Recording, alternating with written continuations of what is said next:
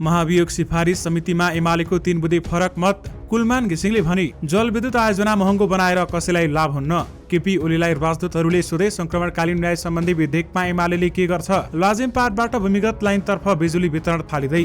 भुवन केसीको निर्देशनपछि लाइगरलाई राति मात्र प्रदर्शनको अनुमति। प्रदेशको अधिकारमा पनि संघको हस्तक्षेप भयो भन्दै मुख्यमन्त्री राईले भने उपकुलपतिको कुर्सीलाई जुत्ताको माला। भिजिट भिसामा कुवेत जान लागेका 39 जना महिला विमानस्थलबाट फिर्ता। तनहुँ जलविद्युत र रघुगंगा जलविद्युत आयोजनाको अनुगमन प्रतिवेदनको सुझाव कार्यान्वयन गर्न निर्देशन।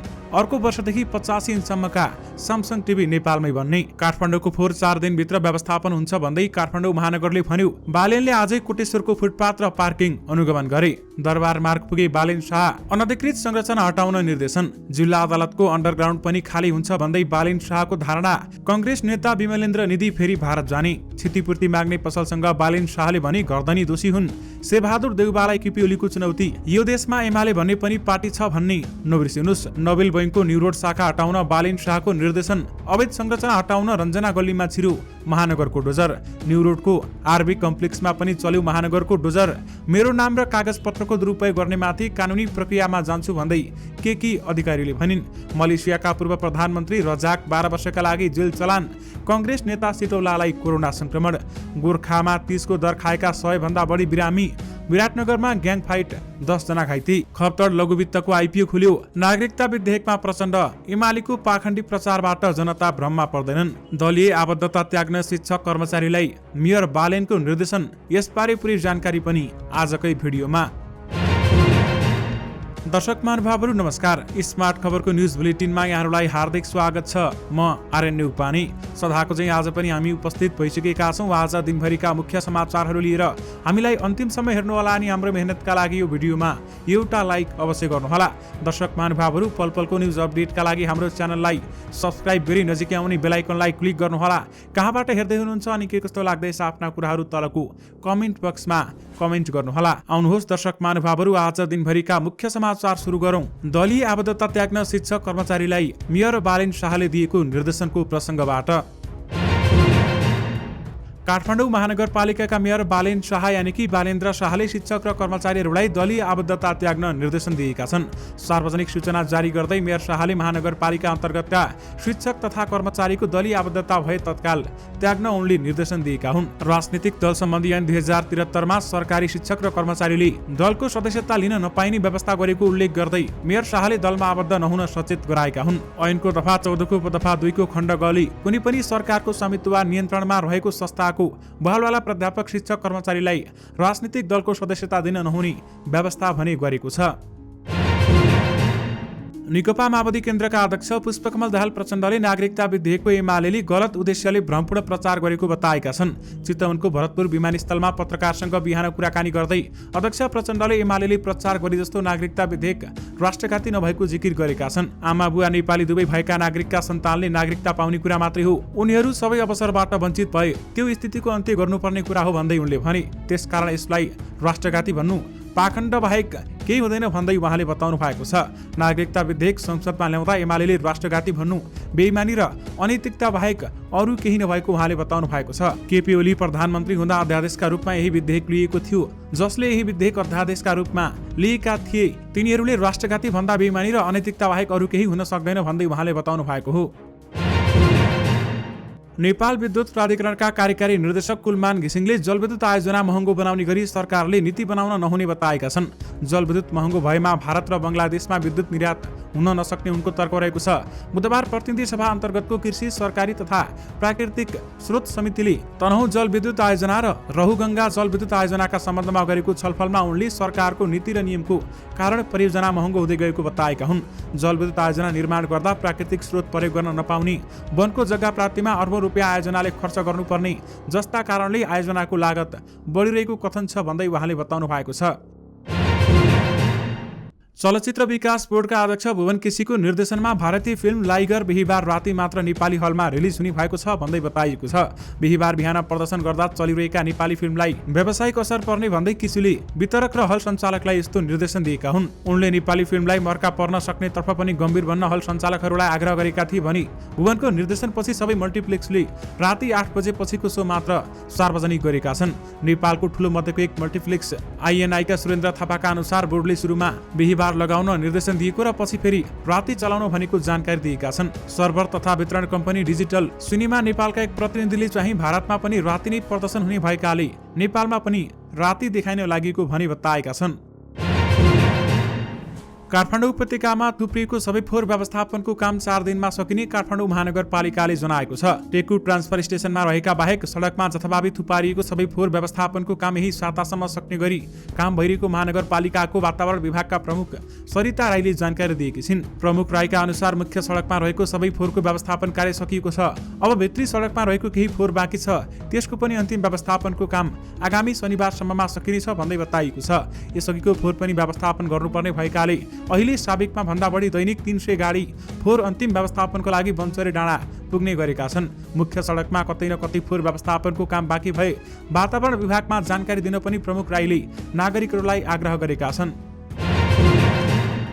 नेपाल प्रहरीले कुवेत जान लागेका 39 जना महिलाहरूलाई विमानस्थलमा रोकेको छ। आज बिहान जजिरा एयरबाट त्रिभुवन अन्तर्राष्ट्रिय विमानस्थल हुँदै कुवेत जान लागेका महिलाहरूलाई प्रहरीले शंकास्पद कागजातका आधारमा रोकेको हो। कुवेतमा भिजिट भिसामा जान लागेको देखिए पनि उनीहरू रोकिएका हुन्। उनीहरूले बोकेको कागजातसँग उनीहरूको दाबी मेल नखाएपछि प्रहरीले प्रस्थान कक्षमै गेट क्षेत्रमा रोकेको थियो। दुबईमा भिजिट भिसामा जान लागेको भनेका थिए, तर विश्वसनीय आधार नदेखिएपछि फर्काएका हुँ भन्दै प्रहरी स्रोतले भनेको छ। उनीहरूलाई विदेश लगेर श्रम भिसा दिलाउने प्रलोभन देखाएको हुन सक्ने प्रहरीको अनुमान रहेको छ। कुवेत हुँदै दुबई जाने कुरामा आशंका भएपछि प्रहरीले सोधपुछ गरेको थियो। त्रिभुवन विमानस्थल अध्यागमन कार्यालयका प्रमुख पुष्पराज शाही प्रहरीले नै महिलाहरूलाई फर्काएको बताउँछन्। अर्को वर्षदेखि स्यामसङ टिभी नेपालमै उत्पादन हुने भएको छ। कोरियाली बहुराष्ट्रिय कम्पनी स्यामसङ इलेक्ट्रोनिक्स र नेपाली व्यापारिक समूह गुल्छा अर्गनाइजेसन अन्तर्गतको हिम इलेक्ट्रोनिक्सको संयुक्त लगानीमा नवलपरासीको भूमे रोडमा बन्ने स्यामसङ टिभीको फ्याक्ट्री बुधबार शिलान्यास भएको छ। बुधबार नवलपरासीमा आयोजित एक कार्यक्रममा उद्योग वाणिज्य तथा आपूर्ति मन्त्री दुलेन्द्र प्रसाद बडुले फ्याक्ट्रीको शिलान्यास गरेका छन् भने सन् 2023मै सञ्चालनमा ल्याउन लागेको फ्याक्ट्रीमा कुल 50 करोड लगानी हुने नेपाली साझेदार एवं गोल्छा अर्गनाइजेसनका अध्यक्ष शेखर गोल्छाले जानकारी दिनुभएको छ। काठमाडौँ महानगरपालिकाका मेयर बालेन्द्र शाह यानि कि बालेन दरबार मार्ग पुगेका छन्। महानगरपालिकाले बुधबार बिहानीबाट महानगरपालिका भित्रका मुख्य व्यापारिक क्षेत्रमा नक्सा पास बिना बनाइएका संरचना डोजर लगाइरहेको छ भने सोही क्रममा मेयर बालेन दरबार मार्ग पुगेका हुन्। दरबार मार्ग क्षेत्रमै सडकमै 2 लाइनसम्म पार्किङ गरिँदा सडकको बाक्लो जाम हुने गरेको छ। महानगरपालिकाले यसअघि बिहान काठमाडौँमा लगाएको संरचनामा डोजर लगाएको थियो। त्यसपछि खिचा पोखरी र रञ्जना गल्लीका व्यापारिक मलमा समेत महानगरपालिकाले डोजर लगाएको थियो। त्यस लगत्तै महानगरले दरबार मार्गमा लन्डन पब र मात्सुरी टोकियो क्याफेको सामान हटाउन थालेको छ। दरबार मार्गमा पुगेका मेयर बालेनले बुधबार र बिहीबारसम्म सामान हटाउन व्यापारीहरूलाई निर्देशन समेत दिएका छन्। यदि निर्देशन मानिएन भने फेरि डोजर चलाउन सकिने समेत बताइएको छ। नेपाली कांग्रेसका नेता विमलेन्द्र निधि बिहीबार भारत भ्रमणमा जाने भएका छन्। पूर्व उपसभापति निधि एक साताका लागि जान लागेका हुन् र भ्रमणका क्रममा केही अनौपचारिक भेटघाट हुने भन्दै निधिले हामीसँग भनेका छन्। राजनीतिक भेटघाट पनि हुन सक्छ किनकि मेरा पुराना मित्रहरू छन्। उनी भारत भ्रमणमा गत साउन 22 गतेबाट मात्र फर्किएका थिए र यसपटकको भ्रमणका क्रममा निधिले अयोध्यामा निर्माण हुने राम मन्दिरमा रामको धनुष राख्ने प्रस्ताव गरेका थिए। यो प्रस्ताव राम मन्दिर पुनर्निर्माण समितिले विदेश मन्त्रालयमा पठाएकाले छलफलका लागि भारत जान लागेको निकटवर्तीहरूले बताएका छन्। काठमाडौँ महानगरपालिकाका मेयर बालेन्द्र शाहले काठमाडौँ महानगरमा गैर कानुनी संरचना बनाएर भाडामा लगाउने व्यक्ति दोषी हुने बताएका छन्। बुधबार निरोड क्षेत्रमा अनधिकृत रूपमा बनाएका संरचना हटाउन ठूलो संख्यामा प्रहरी र डोजर सहित पुगेका मेयर बालेनले पीडित व्यापारीसँग यस्तो प्रतिक्रिया दिएका हुन्। घर धनीप्रति संकेत गर्दै उनले भने, जसले गैर कानुनी संरचनामा भाडामा लगायो क्षतिपूर्ति उसले दिनुपर्छ किनकि दोष उसको हो। उनले व्यापारीहरू मारमा नपर्ने आश्वासन समेत दिएका छन्। मेयर बालेनसँग निरोडमा स्थानीयले सडकमा बेच्न राखेको पानीपुरी सहितका पसल समेत हटाउन माग गरेका छन्। जवाफमा मेयर बालेन शाहले त्यसबारेमा सूचना दिन आग्रह गरे। उनले भने, नक्सा पास बिना बनेका सबै संरचना हट्छन् भन्दै बताइएको छ। प्रमुख प्रतिपक्षी नेकपा एमालेका अध्यक्ष केपी शर्मा ओली हत्तपत्त बालुवाटार जाँदैनन्। बुधबार बिहान उनी उपाध्यक्ष सुभाष नेमाङ र विष्णु पौडेल सहित प्रधानमन्त्रीको सरकारी निवास जाँदा प्रधानमन्त्री शेरबहादुर देउबा, सञ्चार मन्त्री ज्ञानेन्द्र बहादुर कार्की सहित पर्खिरहेका थिए। ओलीले सुरुमै 4 मुद्दा राखे: चुनाव, टीआरसी, नागरिकता विधेयक र मूल्य वृद्धि। तर तेस्रो बुदाबाट भने कुरा थाले। सहभागी नेता विष्णु पौडेलले हामीसँग भने अनुसार यो देशमा एमाले भन्ने पार्टी पनि छ प्रधानमन्त्रीजी भन्दै केपी ओलीले भने यो कुरो बिर्सेर टीआरसीमा मन लाग्दै गर्ने भन्दै प्रश्न पनि गरेको बताइएको छ। बैठकमा सहभागीहरूका नेताका अनुसार सरकारले प्रतिनिधि सभाको हालै बेपत्ता पारिएका व्यक्तिको छानबिन, सत्य निरूपण, मेलमिलाप, आएको ऐन संशोधन सम्बन्धी विधेयकको छलफलका लागि पेश पनि तार्किक निष्कर्षमा पुग्नेमा एमालेले आशंका गरेको छ। काठमाडौँ महानगरपालिकाका मेयर बालेन शाहले नोबेल बैंकको न्यू रोड शाखा पनि हटाउन निर्देशन दिएका छन्। अवैधानिक रूपमा बनेका संरचनाहरू हटाउन बुधबार न्यू रोड गएका मेयर शाहले बैंकको कार्यालय बेसमेन्टमा रहेको देखेपछि त्यसलाई हटाउन निर्देशन दिएको पनि उनको स्वकीय सचिव भूपदेव शाहले बताउनु भएको छ। न्यू रोडमा अवैधानिक रूपमा बनेका संरचना हटाउने र निरीक्षण गर्ने क्रममा नक्सामा अथवा नक्सा पास विपरीत बेसमेन्ट बैंकको कार्यालय रहेको देखेपछि बुधबारबाटै कार्यालय हटाउन निर्देशन दिनुभएको छ भन्दै उनले भनेका छन्। अभिनेत्री केकी अधिकारीले तिम्रो नजर नामक फिल्म निर्माण गर्ने कार्यमा आफ्नो नाम र कागजपत्रको दुरुपयोग गरेको समाचारप्रति आपत्ति जनाएकी छन्। उनले उक्त शीर्षकको फिल्म निर्माण गर्ने कम्पनी भनिएको ब्लूबर्ड एचडीसँग आफूले काम गर्ने कुनै पनि सम्झौता नगरेको बताएकी छन्। बुधबार केही सञ्चार माध्यममा नर्वेमा फिल्म तिम्रो नजरमा छायाङ्कनका लागि अभिनेत्री केकी अधिकारी र अभिनेता आर्यन सिग्देलले दिएको भिसा आवेदनमा नक्कली कागजपत्र पेश गरेको भन्ने समाचार प्रकाशित भएपछि केकीले सामाजिक सञ्जाल मार्फत यसको खण्डन गरेकी हुन्। उनले यस्तो कार्यप्रति आफूलाई कुनै पनि पूर्व जानकारी नभएको बताउँदै आफ्नो कागजपत्र र हस्ताक्षर दुरुपयोग गरेको पाइए कानुनी उपचारमा जाने समेत चेतावनी दिएकी छन्। उनले फेसबुकमा लेखेकी छन्, यस किसिमको आवाजक्षित गतिविधि बारेमा कुनै पनि जानकारी दिएन अथवा कुनै पनि जानकारी दिएको थिएन। साथै मेरो व्यक्तिगत विवरण समितिको सरकारी कागजपत्र, हस्ताक्षर र नामको दुरुपयोग गरी गैर कानुनी क्रियाकलाप गरिरहेको रहेछ भन्ने दोषी उपर कडा कारबाही गर्ने सम्बन्धित निकायलाई निवेदन दिन चाहन्छु भन्दै उनले बताएकी छन्।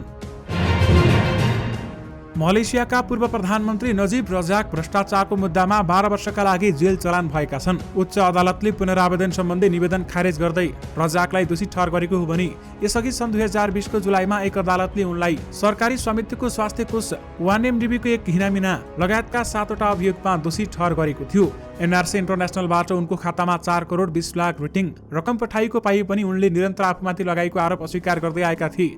69 वर्षीय नजीब त्यति बेलामा जमानतपछि रिहा भएका थिए। यानि कि मलेसियाका पूर्व प्रधानमन्त्री रजाक 12 वर्षका लागि जेल चलान भएका छन्। नेपाली कांग्रेसका नेता कृष्ण प्रसाद सिटौलालाई कोरोना संक्रमण पुष्टि भएको छ। स्वास्थ्यमा केही समस्या देखिएपछि हिजो मंगलबार हेम्स अस्पतालमा स्वास्थ्य परीक्षण गर्दा उनमा कोरोना संक्रमण पोजिटिभ देखिएको भनी सिटौला अहिले निवासमै आइसोलेसनमा रहेका उनी निकट निवेशनका पूर्व महामन्त्री बलदेव तिमिल सेनानी जानकारी दिनुभएको छ। सिटौलाको स्वास्थ्य अवस्था सामान्य रहेको पनि उनले बताएका छन्। गोर्खामा 30 को दर खाएका एउटै गाउँका 100 भन्दा बढी व्यक्ति बिरामी परेका छन्। गोर्खा नगरपालिका 7 मान्द्रे ढुङ्गाका महिला तथा पुरुष 30 को भोज खाएपछि बिरामी परेका हुन् र वडाध्यक्ष विष्णु श्रेष्ठका अनुसार भोज खाएका अधिकांश बिरामी परेका छन्। कृष्ण जन्माष्टमीका दिन स्थानीय महिला तथा पुरुष मिलेर 30 को दर खाएका थिए। सोही साँझदेखि नै भोज खाएका सबै बिरामी परेका हुन् भने उनले भनेका छन् र बिरामी परेको थाहा पाएपछि स्वास्थ्यकर्मी लगेर उपचार सुरु गरिएको छ। स्वास्थ्यकर्मीको टोलीले 40 जना भन्दा बढीको स्वास्थ्य जाँच गरेको समेत श्रेष्ठले बताएका छन्। विराटनगरमा ग्याङ फाइट हुँदा 10 जना घाइते भएका छन्। मंगलबार साँझ दुई पक्षबीच ग्याङ फाइट हुँदा 10 जना घाइते भएका हुन् र घाइते मध्ये 1 जनाको अवस्था गम्भीर भएको बताइएको छ। विराटनगर महानगरपालिका 12 मलनवा टोलमा गोपाल राजवंशी र राजकुमार कामत समूहबीच झडप भएको प्रहरीले बताएको छ। पुरानो रेसिपीका कारण दोहोरो झडप हुँदा राजकुमार गम्भीर घाइते भएका हुन् भने उनको न्युरो अस्पतालमा उपचार भइरहेको प्रहरीले बताएको छ। अन्यको कोशी अस्पतालमा उपचार भइरहेको छ। कुटाकुट हुँदा अजय राजवंशी, सञ्जीव राजवंशी, मन्जित राजवंशी, गणेश राजवंशी र धनपत राजवंशी घाइते भएका हुन् र उनीहरू राजवंशीको समूहका हुन्। खप्तर लघुवित्त वित्तीय संस्था लिमिटेडले 8 पदौ बुधबारदेखि धितोपत्रको प्राथमिक सार्वजनिक निष्कासन आइपिओ बिक्री खुला गरेको छ। लघुवित्तले हाल कायम जारी पुँजी 4 करोड रुपियाँको 33% सार्वजनिक निष्कासन गर्न लागेको हो। कम्पनीले नेपाल धितोपत्र बोर्डका प्रति किता 100 रुपियाँका अंकित मूल्यमा 1 करोड 32 लाख रुपियाँ बराबरको 1,32,000 किता सेयर सार्वजनिक निष्कासन गर्ने अनुमति पाएको छ। काठमाडौँ महानगरपालिकाले न्यू रोडको रञ्जना गल्लीभित्र बनेको भवनहरू पनि भत्काएको छ। भूमिगत पार्किङलाई निरुत्साहित गरेर नक्सा विपरीत बनाएका संरचना भत्काउने काम भइरहेको छ। महानगरले सुन्दारा स्थित काठमाडौँ मल र खिचा पोखरीको अरबी कम्प्लेक्समा यसअघि नै यस्ता संरचना भत्काइसकेको छ। मेयर बालेन शाह नेतृत्वको टोलीले एकपछि अर्को गर्दै अनधिकृत संरचनामाथि डोजर चलाइरहेको छ। काठमाडौँ महानगरपालिकाका मेयर बालेन्द्र शाहले सबै खाली अवैध संरचना हटाएरै छाड्ने बताएका छन्। बुधबार काठमाडौँको न्यू रोड क्षेत्रमा अवैध संरचना हटाउन आफै फिल्डमा पुगेका उनले अवैध संरचना बनाउने साना ठुला कसैलाई पनि नछाड्ने बताएका छन् र काठमाडौँ जिल्ला अदालतको समेत खाली गराइँदैछ। अवैध संरचनामा डोजर नचलाउन अनुरोध गर्दै आएकाहरूलाई उनले भनेका छन् अवैध संरचना जसले बनाएको भए पनि त्यो कानुनको दायरामा ल्याइन्छ भन्दै बताइएको छ। बबर महलमा अत्याधुनिक शैलीमा बनाइएको अदालतको अन्डरग्राउन्ड पार्किङको प्रयोगमा छैन, जसका कारण व्यस्त सडकको फुटपाथमै सेवाग्राहीले सवारी साधन पार्किङ गरिरहेका छन्। यस बारेमा बालेनले कडा एक्सन लिन थालेका छन्। प्रतिनिधि सभा अन्तर्गतको कृषि सहकारी तथा प्राकृतिक स्रोत समितिले तनहुँ जलविद्युत आयोजना र रघुगङ्गा जलविद्युत आयोजनाको स्थलगत अनुगमन प्रतिवेदनले दिएका सुझाव तत्काल कार्यान्वयन गर्न सरकारलाई निर्देशन दिएको छ। बुधबार समितिले तनहुँ जलविद्युत आयोजना र रघुगङ्गा जलविद्युत आयोजनाको विषयमा विद्युत प्राधिकरण र ऊर्जा मन्त्रालयसँग गरेको छलफल पश्चात समिति सभापति पूर्णकुमारी सुवेदीले यस्तो निर्देशन दिएकी हुन्। परीक्षामा प्रश्नपत्र दोहोर्याएको विषयमा छानबिन समितिको प्रतिवेदन सार्वजनिक गर्न माग गर्दै त्रिभुवन विश्वविद्यालय निवी सङ्घले अथवा इकाइले उपकुलपतिको कुर्सीमा जुत्ताको माला लगाइदिएको छ। त्रिवी इकाइका सचिव योगेन्द्र रावलले छानबिन समितिको प्रतिवेदन सार्वजनिक गर्न माग गरेको धेरै समयमा पनि माग सुनवाई नभएको र उपकुलपतिलाई भेट्न आउँदा नभेटेपछि कुर्सीमा जुत्ताको माला लगाएको बताएका छन्। उनले भनेका छन् हामी भेट्न आउँदा उपकुलपतिलाई भेटेनौं, त्यसैले हामीले लगाएको जुत्ता फुकालेर उपकुलपतिको कुर्सीमा लगाइदिएका छौं भन्दै प्रहरीले हामीलाई घेरेको छ भन्दै बताइएको छ। नेपाल विद्युत प्राधिकरणले काठमाडौँमा भूमिगत लाइनबाट विद्युत वितरण थाल्ने भएको छ। करिब 1 महिनापछि काठमाडौँको लाजिमपाट क्षेत्रमा घर घरैमा विद्युतीय अथवा भूमिगत लाइनबाटै बिजुली तोड्ने तयारी रहेको छ।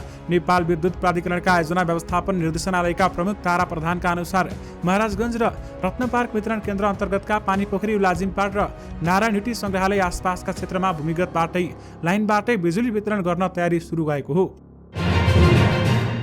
प्रतिनिधि सभाको महाभियोग सिफारिस समितिमा नेकपा एमाले 3 बुँदे फरक मत राखेको छ।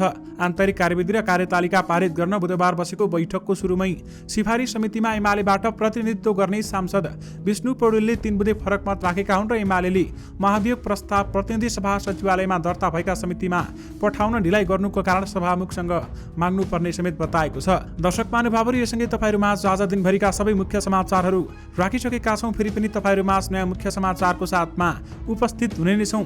अहिलेलाई भने मलाई बिदा दिनुहोस्। नमस्कार।